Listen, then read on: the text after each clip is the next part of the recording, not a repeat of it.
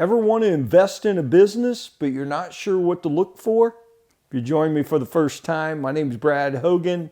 I'm a business guy here in Central Florida.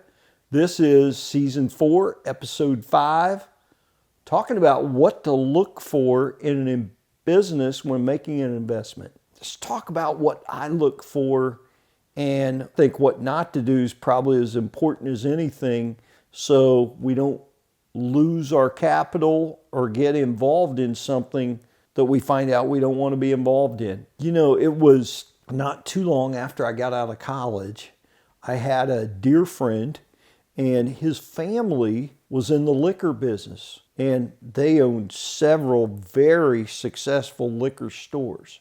And sadly, while we were in college, his father passed away due to a heart attack. So his mother ran the business. Shortly, tragically, after we got out of college, my dear friend, his mother passed away. And at the age of 22, he inherited all these liquor stores, and he knew the business. He was a sharp guy. He knew what to do with. And because we were friends, and I think him being young and he valued my business acumen, he said, hey, why don't we go into this liquor store? We're expanding empire. Why don't you go in this liquor store with me? And it was extremely profitable. It was basically low entry. It required some capital, but I had the capital. And I was talking to my father. My father gave me some very good advice. He said, just make sure whatever you go into, that you can run it because it's small business and it's a business you want to be in. Ultimately, I decided not to invest in that business. And the numbers were all right and the profit was there, but I decided I did not want to be in the liquor business. That's not what I wanted to do. And just think about those things, even though they're profitable, is that where you want to be? And I'm not even necessarily talking about any morality or obligation or anything you feel. Just maybe it's all moral and it doesn't go against your beliefs or thoughts, but do you want to be in that business just as a whole? And can you run it? Today, after, fast forward, and here I've got approximately 35 years more experience than that boy that was in his early 20s. Would I do that today? Well, again, that's not a business I want to be in. My mindset's different. I'm in a different place financially. A lot of times I think now that I could buy a business and have someone else run it. And I've done that frequently. What am I looking for? I'm looking for income streams, typically when I buy a business.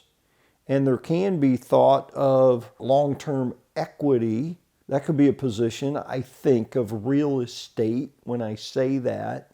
I own some. And what's that about? Fight inflation.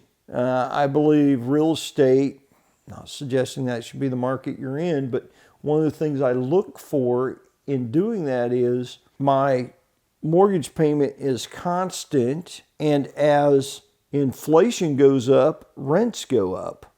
It's a hedge against inflation, and I'm gaining equity as well as cash flow, etc. What happens frequently in my office is I will meet people, and as I'm talking to them, it's what do you do?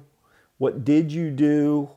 And I will meet people in a certain sector. Give you an example. Had a couple come in my office and they're looking for a loan for his business.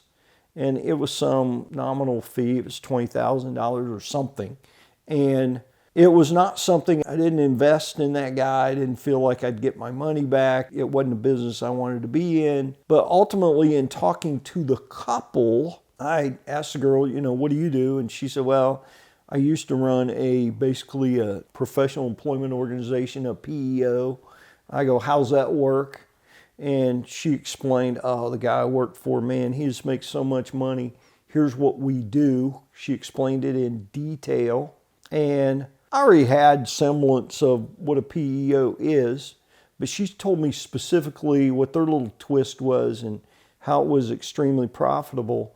Well, fast forward just a couple weeks, I got a phone call from a friend. He said, Brad, can you help me out? I said, what's up? What do you got? He said, I've got this tremendous opportunity. I've got a contract to pour concrete at the Guitar Center. And I said, great, that sounds awesome. What can I do to help you? And he said, well, the problem is I don't get paid on the contract until I reach a certain point, whatever it was, I can't remember, 20% of the pour or something that was broken up.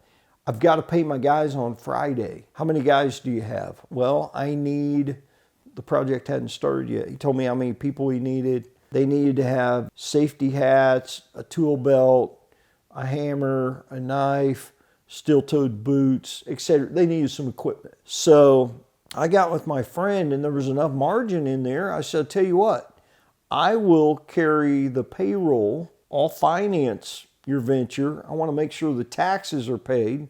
So it's going to run through my office, my accountant, and I'm going to factor. I called the girl that was in my office. She knows how to do this. I called her. She knew exactly what to do. She was excited. I brought her in my office. I said, look, I've got space here. I'm going to give you an office. Here's what I want to do. I'm going to make you president of this company. I'm going to finance it. I'm going to own it. And of course, I had all my people in place. What do you need? She said, I need one assistant. Okay, great. You hire that person. What's the pay?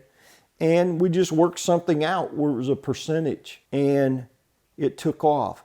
I find myself many times in this situation where something will come along and I just find the person, it's typically someone I already know of that's in that business. Those are the businesses I like to invest in.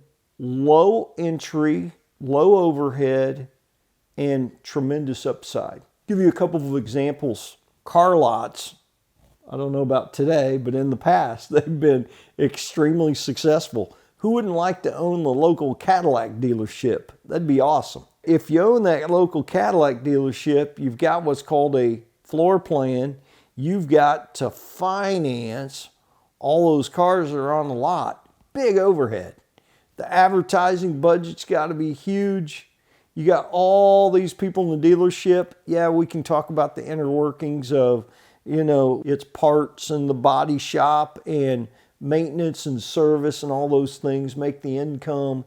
We can get into the dynamics and specifics, but the point is there's major overhead there. Compared to the example I always use is the insurance guy. When the insurance guy used to knock on the door, nobody liked the insurance guy. He's trying to sell you something. But what's ironic is everybody likes their insurance guy.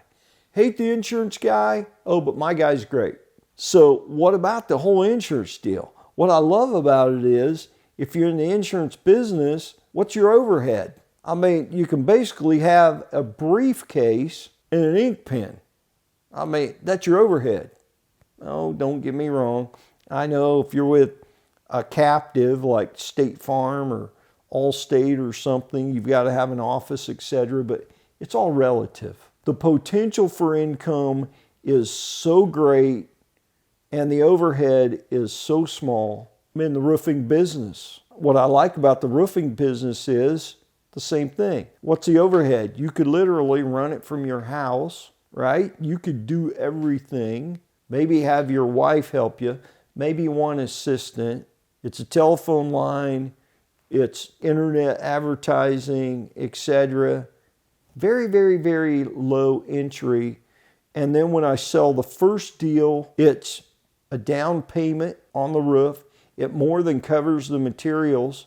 I've got a credit line with the suppliers. I put the product on. I pay my crews. I'm instantly profitable. The average business takes 5 years to get into the black to become profitable. Think about a doctor, medical doctor, or a dentist that sets up a brand new practice.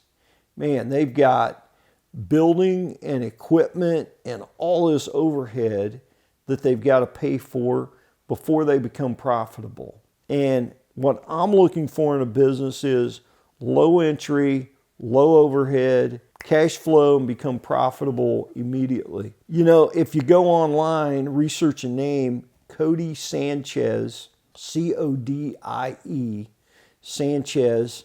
This gal she was private equity, and it looks like she's going there now. She can tell you the best businesses to invest in and why she likes them. And she'll talk about things like coin laundromats and, car washes, things like that, why she likes them, hands off, etc. But what is the barrier to entry? And maybe she can tell you how to get into those.